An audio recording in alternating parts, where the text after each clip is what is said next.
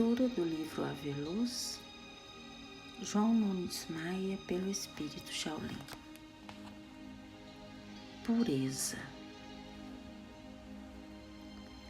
Por haver 2 Tiagos figurando no colégio apostolar do Mestre, passemos a chamar o que agora focalizamos de Tiago menor, não por ser menor que os outros discípulos de Jesus. Esse Tiago foi grande demais, mantendo sempre certo equilíbrio nas horas mais difíceis do cristianismo. Tinha certas pretensões e alimentava algumas esperanças sob forma de ideias. Compreendia que o homem de bem não podia participar da ignorância que toda alma iluminada o era pela sabedoria, que transcende a todas as prerrogativas. Para Tiago menor, o saber não ocupa lugar. Ele é dono de todos os lugares. Tiago menor tinha por amor zelo pela pureza, que no seu entender não deixa de ser irmã da sabedoria. E como via muitas falhas na sabedoria terrena, procurava outra melhor: os conhecimentos espirituais. Era muito conhecedor das antigas ideias de Hermes, o homem que se acreditava 3 vezes sábio. Jamais deixara de folhear algumas escrituras antigas da Índia e da China e se encantava pelo saber de Sócrates e Platão. Diante desses conhecimentos é que Tiago menor entendia com maior eficiência as escrituras sagradas que Moisés compilou, armazenando em um arrojo de sabedoria a síntese de tudo pelo que o mundo ansiava. Com os conhecimentos que possuía, tirava dos antigos escritos aquilo que desejava em apenas alguns arrancos filosóficos.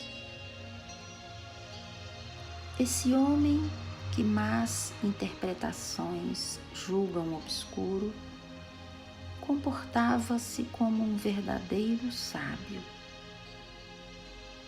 Entregava-se ao silêncio por reconhecer que poucos o ouvem e dentre os poucos, menos ainda o entendem. Quem faz parte da escola do saber e ama a pureza, se dá mais ao trabalho mental e seleciona muito o que fala. É conhecedor de que depois que as palavras saem dos lábios, o seu emissor responde pelas consequências ou respira aliviado com a alegria ou a paz que transmitiu ao falar. Tiago nunca tomava uma resolução pelo impulso exclusivo da fé cega, como na decisão de acompanhar a Jesus, sem que a sua razão participasse. Era altamente discreto e sempre deixava fermentar a massa para assar o pão. E foi isso que lhe deu a maior alegria na vida. Ao analisar os feitos do Cristo, ao comparar a vida do Nazareno com os anúncios proféticos que tanto conhecia, deu-se o encaixe de 2 forças que os profetas anunciaram há tantos séculos: a vinda do Cordeiro de Deus na feição humana. Tiago envidou esforços no trabalho para que o Evangelho fosse pregado às nações e às criaturas de todo o mundo. O Cristo, dizia ele, era sempre o prenúncio, senão a felicidade em evidência na face da terra. Assistira a muitos prodígios do Mestre que vieram confirmar o que já estava plantado em seu coração. E no tribunal da própria consciência, tinha a convicção de que aquele era verdadeiramente o Cristo que haveria de vir. Passemos a acompanhar Tiago nas ocorrências desse dia que precede a noite de encontrar Jesus. Depois de uma rápida pescaria com alguns companheiros, seguida da higiene corporal, começou a perambular pelas ruas de Betsaida. Conversando aqui e ali, abriu o seu dom de gentileza como luz que atrai ou espanta os que vivem nas sombras, dependendo do estado íntimo de cada um. Aproximou-se de uma roda, uma velhinha que ficara paralítica. Seus gritos, frutos da ânsia de ver o discípulo do Cristo, fizeram a massa humana abrir alas, e a velha senhora foi posta aos pés do apóstolo, pedindo que ele a curasse daquele mal que tanto a fazia sofrer. Tiago se constrangeu. Ela insistiu. Tiago ficou calado e ela pedia.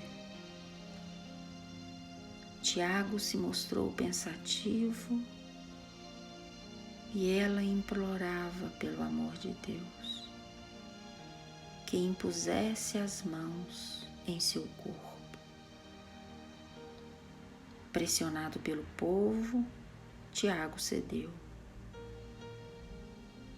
Logo a velha saiu correndo como se estivesse curada, a gritar: "Vede, amigos, isso tudo é mentira." E tirando os rotos panos da cabeça e da cintura, tornou a falar: "Eu sou a dona da estalagem de Belém. Esses homens não adivinham nada.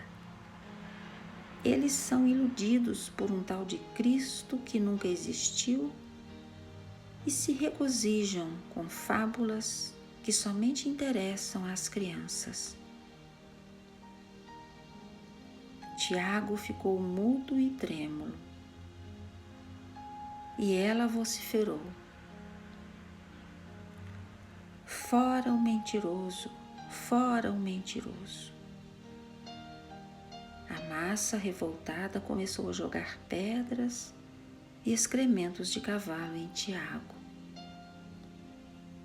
O discípulo, a passos lentos, retirou-se, sentindo que suas costas eram alvo da multidão inconsciente. Olhou para o horizonte e viu que o sol já se despedia da terra, e sentiu amargurado que dentro dele se escondia, no horizonte da sua esperança, o sol da alegria. Instalou-se a reunião na casa dos pescadores.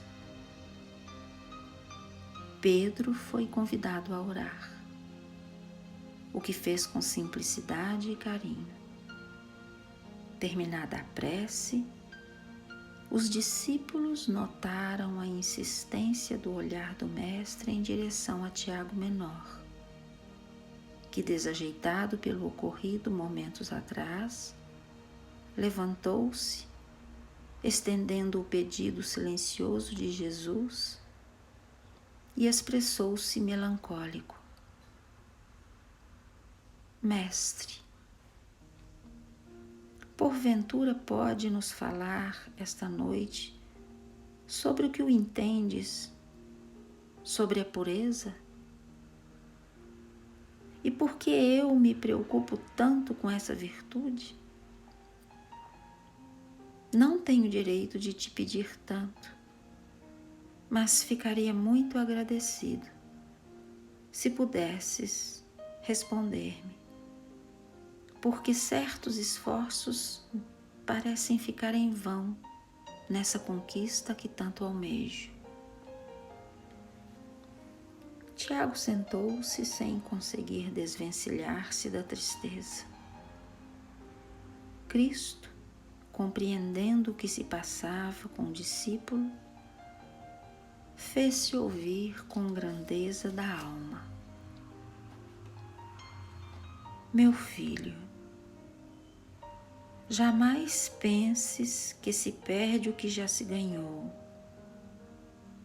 Todo o teu trabalho buscando a perfeição é abençoado por Deus, e os resultados ficarão contigo eternamente, crescendo com a força do progresso. O sol desponta com toda a sua pujança divina, ilumina o mundo e depois desaparece, mas torna a nascer de novo na sua missão incomparável. Assim são os nossos dons. De vez em quando, eles se deparam com as trevas da incompreensão humana e desaparecem. Não obstante, tornam a brilhar em obediência à lei do bom esforço. Não turbes o coração com simples ruídos que se desfazem minutos depois. A pureza de que falas é a nossa meta principal. Perfeição em tudo. No entanto, exige de nós muito trabalho, muita dor e imensuráveis sacrifícios. O preço de alcançá-la turba qualquer cálculo da razão. Passaste por um vexame passageiro nesta tarde, por confiares somente na vigilância. Esqueceste da oração, porque vigiar é de competência do saber, mas orar é força que movimenta a inspiração divina. Vigilância e oração se completam no esforço de evitar novas tentações. De qualquer maneira, o escândalo te fez lembrar que é preciso algum reparo no modo como proceder diante dos outros. Estamos em uma marcha que não pode sofrer interrupções. Se queres a pureza, hás de te submeter às tuas exigências contigo mesmo. Os primeiros dias da criança junto ao professor que estabelece planos de ensino e se entrega durante toda a vida para o esclarecimento de jovens e crianças seria de brincadeiras, de ouvir contos de fadas, de sorrir nas suas ingenuidades que marcam as características infantis. Eis que o Mestre, diante de tais circunstâncias, poderá falar coisas sérias aos homenzinhos em formação. Todavia, é bem provável que eles comecem a correr, a gritar e a sorrir da luz que está começando a aparecer em suas vidas. O perdão é o apanágio natural do professor, sem que dele se apodere a intolerância. O faltoso compreende o erro e procura repará-lo. E a vingança assusta e distancia cada vez mais as trevas da luz. Tiago Menor deixou transparecer no semblante alguns raios de alegria, sentindo a sabedoria de Jesus acerca do que se passara com ele. O mestre tem razão, pensou. O Cristo majestoso, na sua sabedoria de falar na hora certa, descortinou com elegância. Tiago, todos temos de certo modo razão, como todos somos úteis de certa forma. Se não fosse os que nos atacam, os que nos apedrejam, os que nos caluniam, como experimentar o coração que antes sorria? Como testar a alegria da paz interior? Como experimentar o amor ao próximo? Eis que é necessário o escândalo, mas ai daquele que ainda é escravo dele. Se te consideras livre pelas linhas da verdade que pretendes dominar e seguir, não dês muita atenção aos ruídos exteriores, pois eles somente espantam os que desconhecem as leis de Deus. E continuou sincero e firme. Quando nós nos preocupamos em nos servir dos extremos com alguma virtude, é devido à sua escassez no reino da nossa alma. E é bom que as providências sejam tomadas, mas escuta bem, sem exagero, para que não se torne uma imposição para nós e para os outros.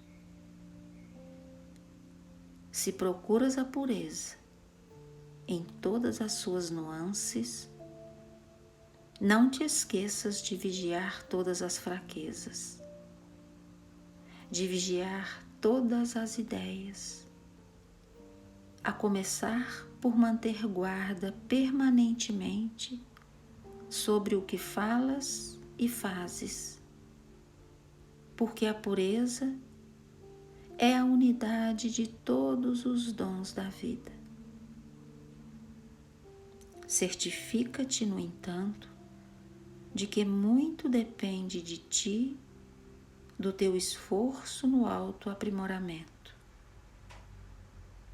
As bênçãos de Deus, pelo tempo, conferir-te-ão esse estado de espírito como glória de um bom lutador. Após ligeira pausa, o mestre prosseguiu. Tiago, não esmoreças, meu filho. Segue avante nas tuas pesquisas e no teu impulso de ser grande, sem esquecer que para ser maior, é de lei que deves aprender a ser também o menor de todos. O homem de valor é aquele que tira das decepções ensinamentos das ofensas lições maiores e, sentindo a violência dos outros, nota com urgência o quanto vale o amor. Aprendemos, pois, com os métodos que a vida nos propõe. Levantando-se Jesus, todos o acompanharam, e muitos dos discípulos procuraram Tiago menor para se inteirarem do que se passara com ele na tarde daquele dia. Tiago, já sorridente, abraçou Pedro e saiu contando a cura que ele operou sem ter operado. Que Jesus nos abençoe.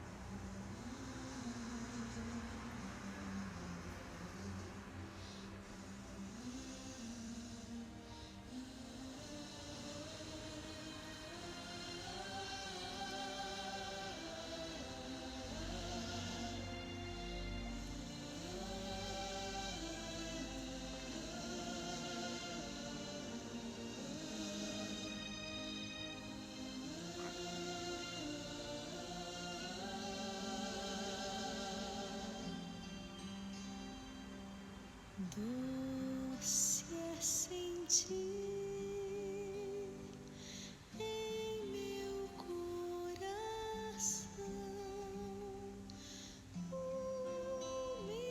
humildemente vai nascendo amor. Doce é saber, não estou sozinho, sou uma parte de uma imensa vida. Que generosa reluz em torno a mim, imenso dom do teu amor sem fim. Que generosa reluz em torno a mim, imenso dom do teu amor sem fim.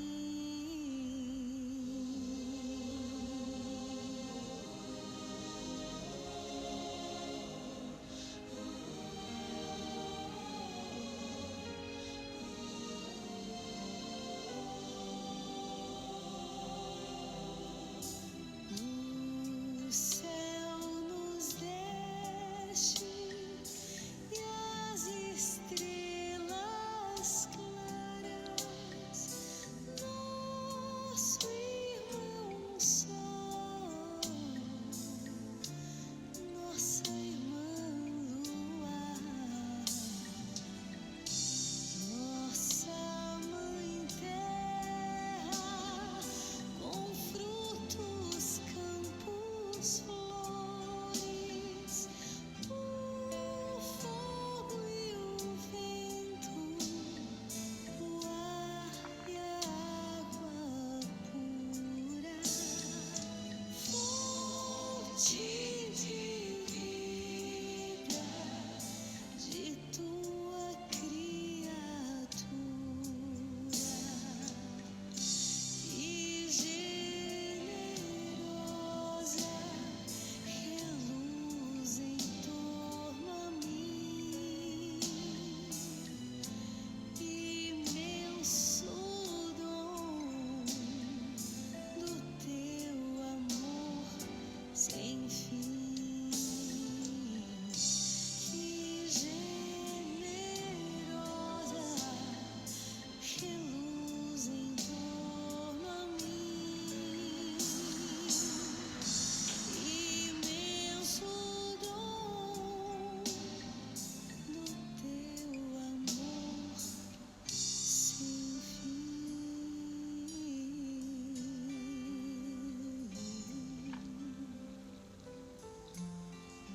Fonte de vida, que